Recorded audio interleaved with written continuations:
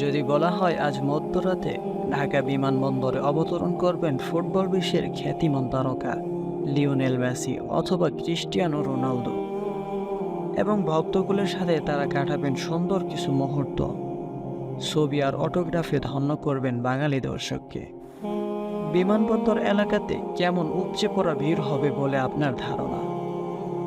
আমি জানি ভিড়ের সেই দৃশ্যটা আপনি কল্পনাতেও আনতে পারছেন না।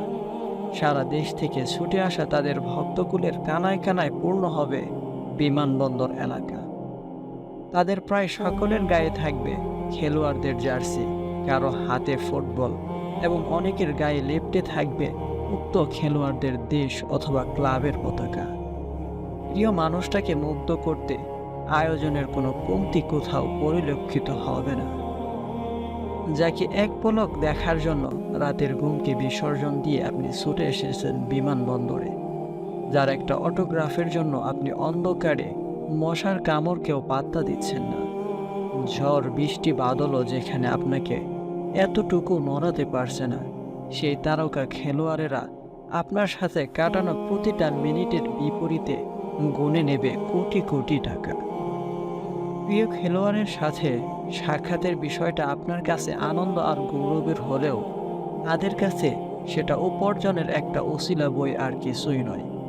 দিন শেষে তারা না আপনাকে চিনছে আর না কোনোদিন আপনাকে মনে রাখবে, এমনকি আপনার দেশের নামটাও পর্যন্ত তারা ভুলে যাবে।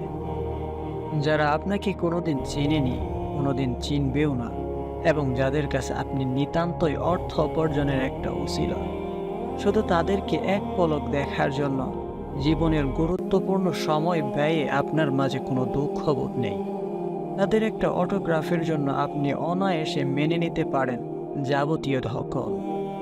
কিন্তু যে মহান রব আপনাকে আপনার মাতৃগর্ভে বড় করে তুলেছেন, আলো, হাওয়া আর পানির মতো অবিশ্বাস্য উপাদান দিয়ে যিনি আপনাকে বাঁচিয়ে রেখেছেন দুনিয়ায়, যিনি আপনাকে জড়িয়ে রেখেছেন পিতামাতা ভাই বোনের আদরে, যিনি আপনার চোখকে শীতল করেছেন স্ত্রী সন্তানের ভালোবাসায়, সেই মহান রবের জন্য দুনিয়ায় কতখানি ত্যাগ, কতখানি সময় ব্যয় করতে আপনি প্রস্তুত?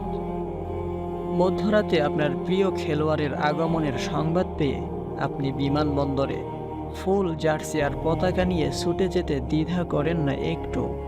কিন্তু প্রতিটা রাতের শেষ প্রহরে যখন আপনার রব দুনিয়ার নিকটতম আসমানে এসে আপনাকে ডাকেন, তার আহ্বানে সাড়া দিতে আপনি কি কখনো আগ্রহ দেখিয়েছেন?